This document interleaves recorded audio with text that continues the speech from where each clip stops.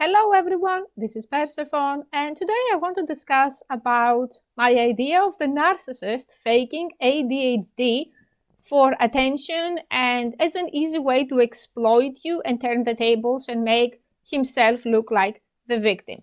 I'm not a mental health professional. I'm a victim of extreme narcissistic abuse that after 2 near-death experiences and being fed up with the world, society, and psychiatrists who have been lying to us, I decided to take matters into my own hands.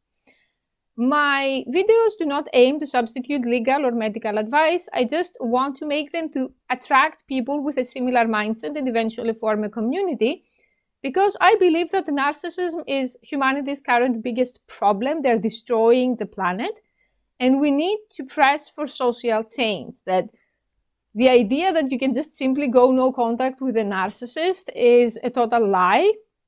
And I'm only going to say that I'm financially independent. I haven't talked to my narcissistic mother for 5 years, and every time I get hospitalized because of my health, since she is the next of kin, the hospital is calling her and reinserting her back into my life. So unless I die or she dies, or there is some kind of social change that allows me to legally divorce her, no contact is a joke. That being said, to go to the topic of today's video, I'm going to share my own experiences, what I have observed, and you are very, very welcome to share your opinions and experiences in the comments. Some years ago, I was in the most horrible marriage with a man who claimed to have debilitating ADHD. And because of the way that I was raised, I'm autistic, and I was very segregated growing up in a very horrible, very ableist way. That I was attending advanced classes in advanced science, advanced math, chemistry, and stuff like that. And the schools that I used to attend, that some of them at first were originally like private British English-speaking schools. So if you didn't pass the interviews and if you didn't have a very high scores, you never even set foot on the school. That, looking back, is so bad. It's a way to completely deprive children from lower socioeconomic statuses or with learning disabilities from any chance of ever interacting in a class environment with other kids and possibly learn and evolve. But for my parents, who were late-stage capitalists, it was like, well, that's just how it is. You have to compete. The losers stay with the losers. So I had never had close contact with someone who actually had ADHD in my entire life before, as ignorant as a white person problem that may sound. Or if there were people in my class with ADHD, they were probably on 3 or 4 different meds and they were masking. So when I met this person online, because I used to have the habit of meeting random men online and marrying them to escape my family, and he told me that he used to be in special ed for some of his ADHD problems and stuff, I didn't think much of it. I thought, okay, maybe it's something like dyslexia, because I knew dyslexic people who were thriving in life. And I trusted him that, he's a grown-up man, he's past college age, so he somehow manages his life, right? To add a detail, this man was Korean American. And before you say, Persephone, you're a racist, why do you bring this up? I bring it up because in his culture and his family, at least, they were extremely against psychiatry and seeking proper mental health. So what had happened with him was that he had been falling behind in classes and having all of the classic ADHD symptoms of inattentiveness and stuff, and the school practically pigeonholed his mother into getting him some help, but he had never gotten meds or like a psychiatrist to help him and teach him like everyday skills and stuff. So we got married and we started living together, and then my life was destroyed to the point that I had to build myself up from this ground up. It was the worst relationship ever. Now at this point you are probably wondering that why does that have anything to do with narcissism? Isn't that just you being ignorant about ADHD? I will explain. This person, his name is not going to be named, I believe was also a very rampant covert narcissist. And having all of this ADHD past gave him the ultimate weapon to be the victim among victims 24/7. For example, everything that I would ask him to do, from the simplest thing around the house, he would either never do it or do it in a way that was causing more problems than solving down the road. It would be a shortcut. For example, if I told him, can you please fold your own laundry and put it inside like the drawers that they are for you? Because one of the things that I find absolutely sexually disgusting is being a man's mother. Now you're going to say that you're filming a lot of mommy porn on many vids, but because I'm also an adult content creator, that's different. That's acting. In my real life, like private life, sexual life, I'm no one's mother. I don't have like attraction towards my son. I don't have a son, I mean hypothetically. So he would not do it. The laundry would pile up, and then the laundry would start to get very moist because we were living in the subtropical climate at the time, and there was a lot of like humidity. So I would start bringing it up again and again because I have autism, and although I don't have OCD and I can be quite chaotic, having all of that stuff there, especially when you have a cat or two going around, is very unsanitary. And eventually he would be fed up and he would stuff it all together, and then he would put too much inside the drawer and close it. And then when you take it out, it smells like it was in a dump cellar and you're an abduction victim. That may sound like a small, insignificant incident, but when these things start to happen in your life, it's like the frog that is slowly boiling in the water, that your life becomes more and more difficult by the day and you can't pinpoint why. The other problem was that every time I attempted to have a conversation about where is this going to go, I was met with defensiveness. That he would gaslight me to the extremes. He would say, I never said I'm going to do the laundry. Or, you never told me, I never heard you. So why are you blaming me? Why are you nagging me? Why are you mad? And then he would go and play video games for 11 hours straight. I had never seen that before in my life. I'm going to be TMI disgusting here. He would have piss bottles, like empty water bottles, near his desk so he can pee and continue the game without having to get up and go to the toilet and talk to his teammates over the headset for 11 hours straight. I tried so hard to understand how you're telling me on one hand that I have one brain cell and I cannot focus to put the laundry away, but I can focus talking to 10 different strangers from all over the world for 11 hours straight about the same game. And then he would say things like, me and my friends have been playing this game for 9 years straight. That was also mind-blowing to me, that how can you do that? Aren't you bored? Don't you have anything better to do? The same game? I mean, I would understand if people are gamers and play different games, but I had never met anyone who plays the same thing for 9 years. So we left alone, me and the internet, my only friend and family, essentially. I was raised by the internet. I said I'm going to seek support. And then I found the hellhole called the subreddit called ADHD Partners. There is a subreddit for people who have ADHD. Don't go there, they have psychosis. And then there is a subreddit for the people who have the calamity that has befallen them to date or be married to someone with ADHD. That subreddit starts by blaming all of the bad things that happen to the non-ADHD partner. I cannot call myself a neurotypical because I'm autistic and cluster B and a lot of other things, but I'm definitely not ADHD. So they start, the first stage of the decomposing of your life is the coping with apps, reminders, supplements, calendars, gamifying, chores, and a bunch of other things that permanently kill your libido. I don't want to have to tell a grown man, hey, I'm going to put a sticker on your penis if you do the laundry. This kind of encouragement that is so perverted. And it's also deeply misogynistic because 9 times out of 10, the women have to pick up the slack. They say that there are more men with ADHD than women on that subreddit, but I don't believe it. I think it's because of misogyny that in my culture where I was raised as a girl, you couldn't be a slob, you couldn't just dump all of your trash around you and be fat and play 11 games for 11 hours straight video gaming. But men could get away with it, so they decompose faster. Obviously, all of the apps and the reminders and all of that stuff fail.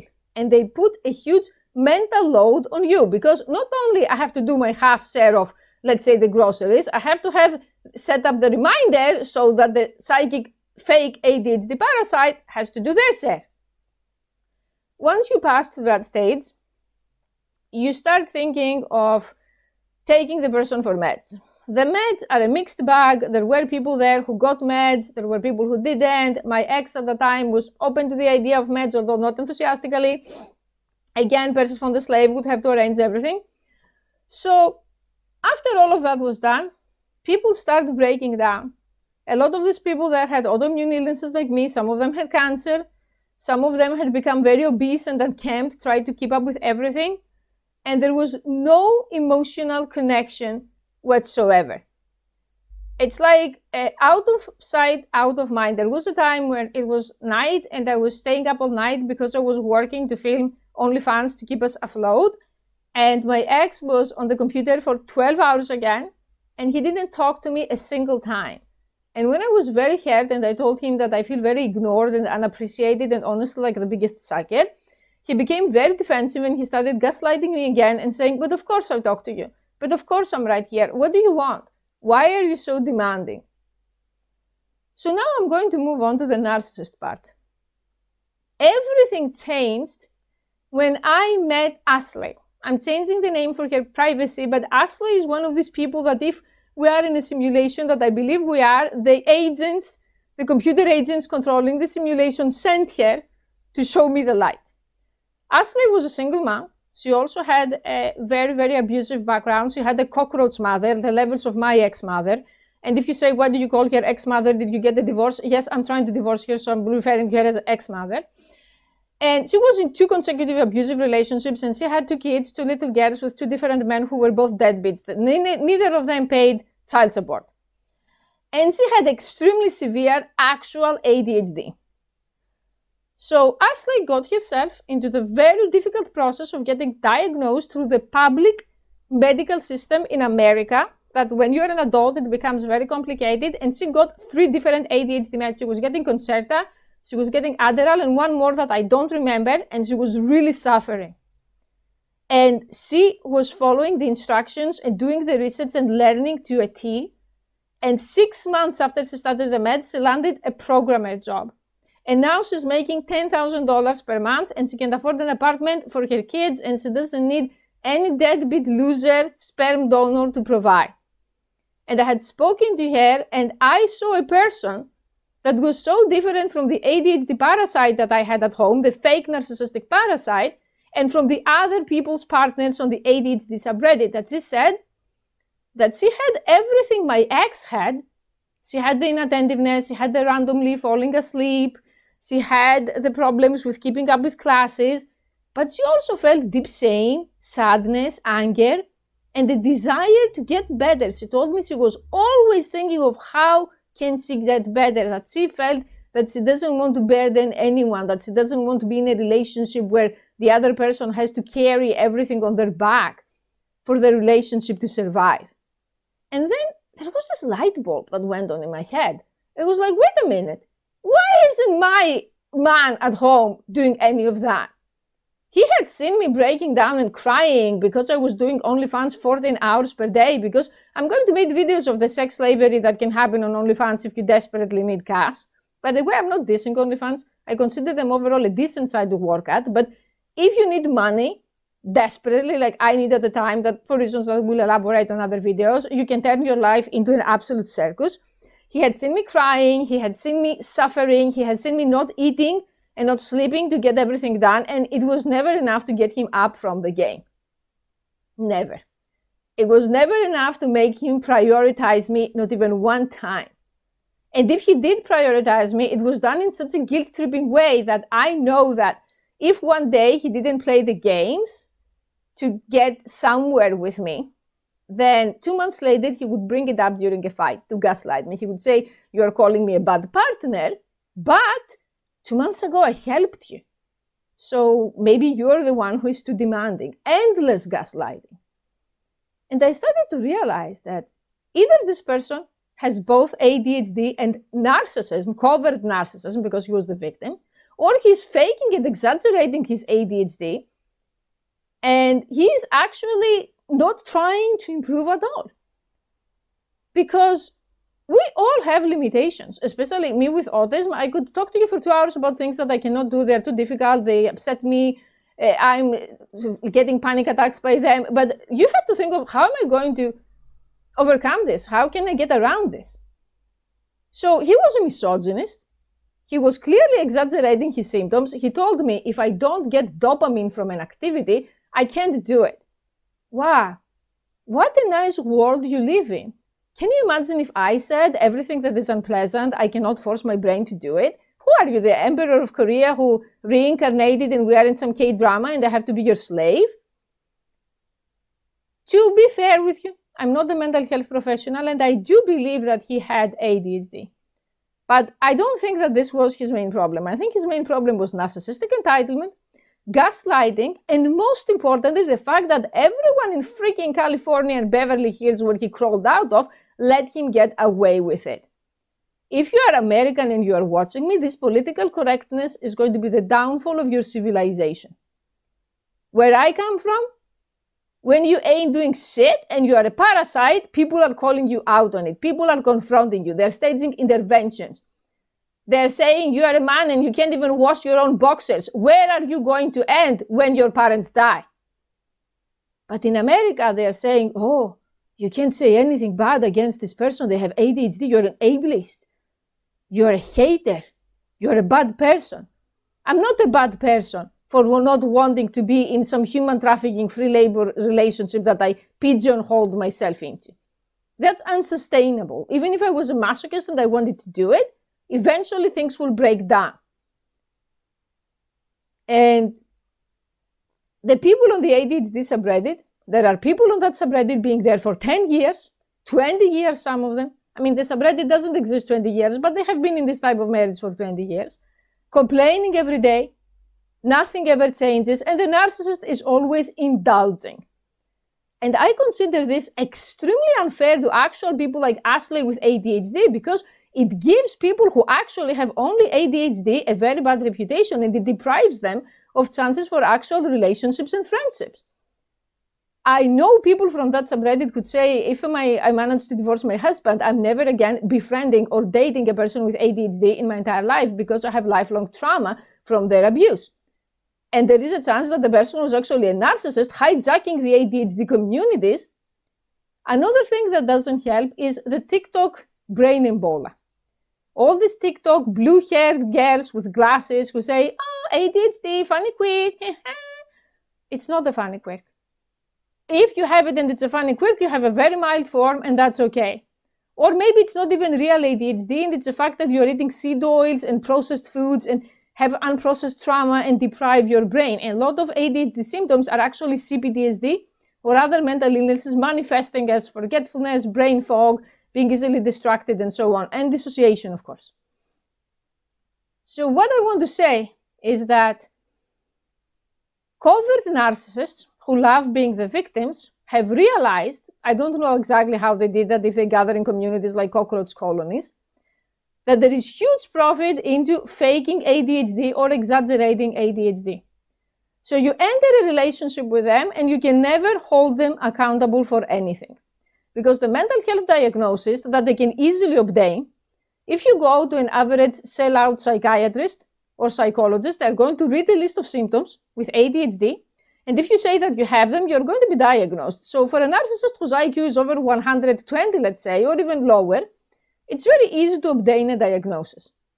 And after that, all the ignorant masses around you will blame you, the non-ADHD partner, and say, why aren't you more supportive? This person is struggling. Why don't you just do more? Why don't you just make more calendars, make more notifications? Why don't you just lower your expectations? At the end of the day, towards one of the times before we broke up with my ex, I had a fight with him where when I'm autistic and I fight, I drop the filters eventually. And I said, I don't care if you are ADHD or if you are narcissist. I think you're just a very bad, very selfish person. You're a person whose roads of a mother, I have a lot of videos about here to make with receipts, taught him that he's going to fly through life doing nothing but indulging. That his mother used to say, get rid of the white woman, we're going to find a Chinese woman, and she's going to do all the housework and she's not going to complain because we're going to give her a green card. So you're going to do human trafficking from China. That is your solution.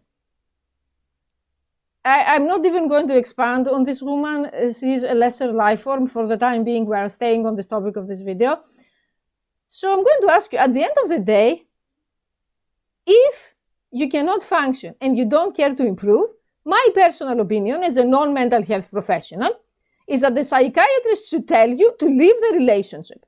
Now you're going to say, Persephone, psychiatrists are not supposed to tell us what to do. Yeah, do you know why they don't tell you what to do? So you are staying in therapy for 10 years, you make them a millionaire, and you have not changed, your life has not improved, and you're still dependent on them.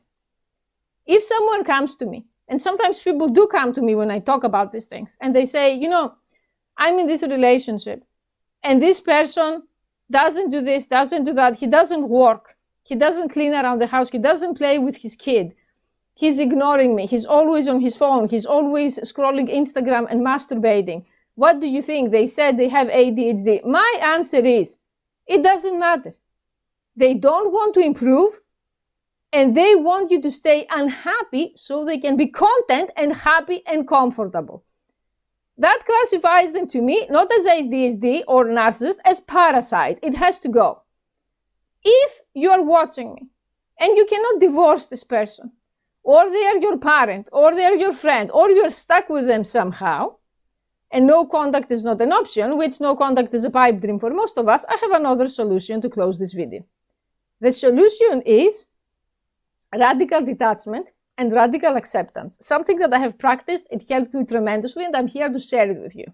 What does this mean? Radical acceptance is we accept that the person is pretty much dead. By dead, I mean we accept there is not going to be any kind of positive change for as long as they live. If they're masturbating to porn 8 hours today, expect it to stay 8 hours so they will become 10. They won't improve. If they don't clean the house, imagine them, they are quadriplegic and they move all in their eyes and they will never clean. Start living like a single independent person.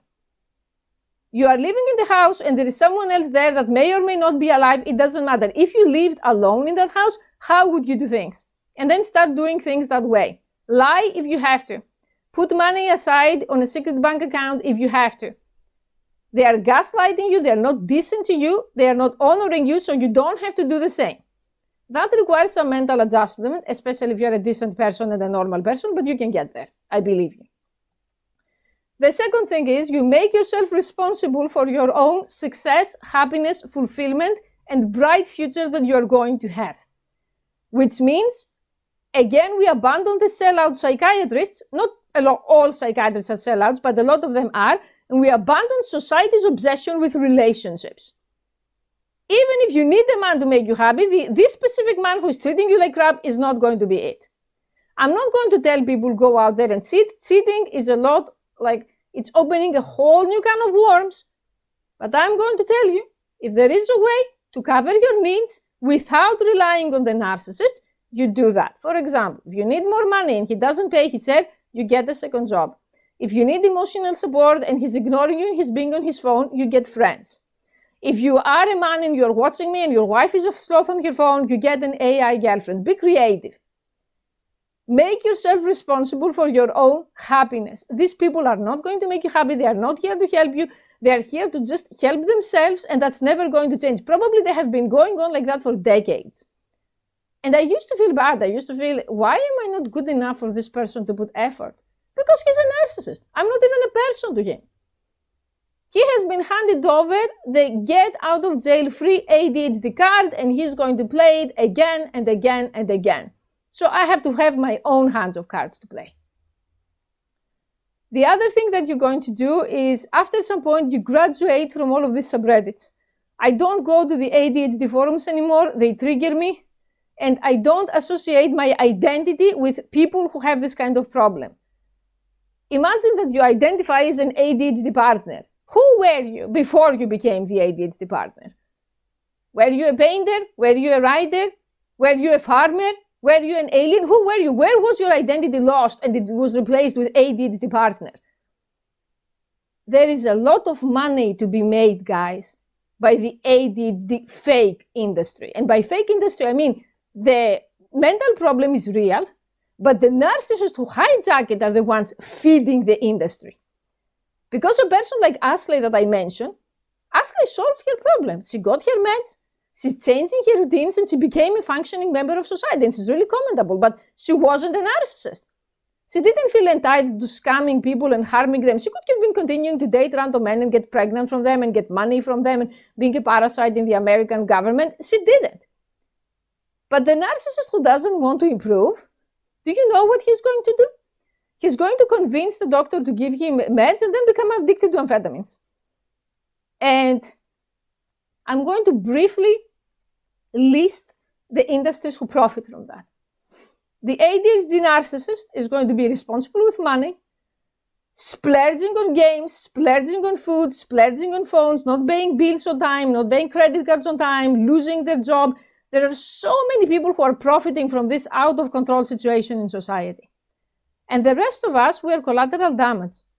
And if you already come from a narcissistic family like me, and you're jumping out of the frying pan and into the fire, you may never see a way out.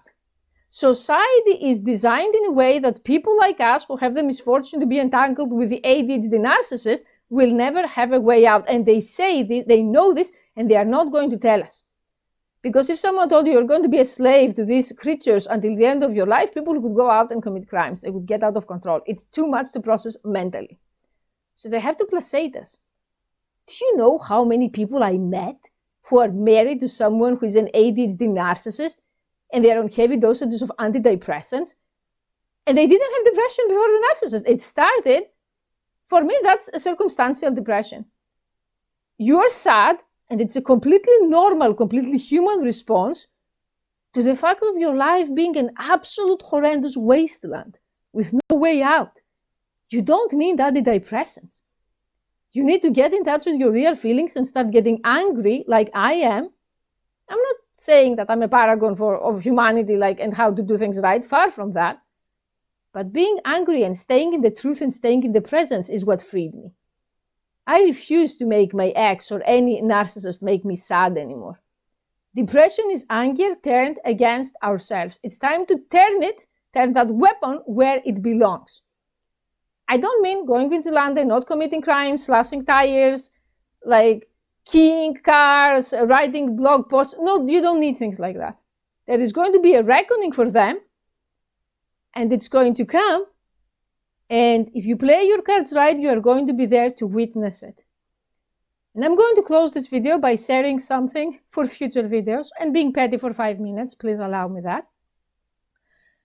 This covert ADHD narcissist mother who wanted to make me a human trafficking victim also has the same debilitating symptoms as him, but a lot more narcissism. She is the Empress of South Korea, not exaggerating, in her mind.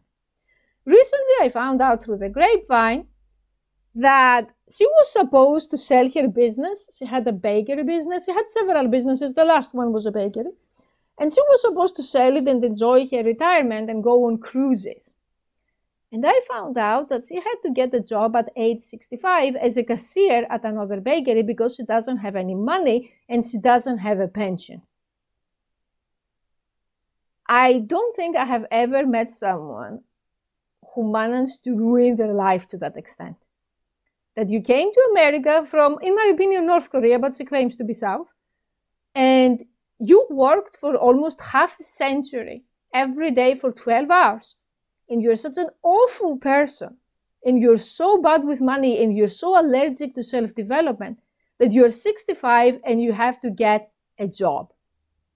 And also because you raised your kids to be exactly like your image, and even if they had money, they were not going to help you. Not that they do, but if they did, they would keep it for themselves, exactly like you looked only after yourself, and you played the victim your entire life. This is where her victimhood got her. Do you know how this makes me feel?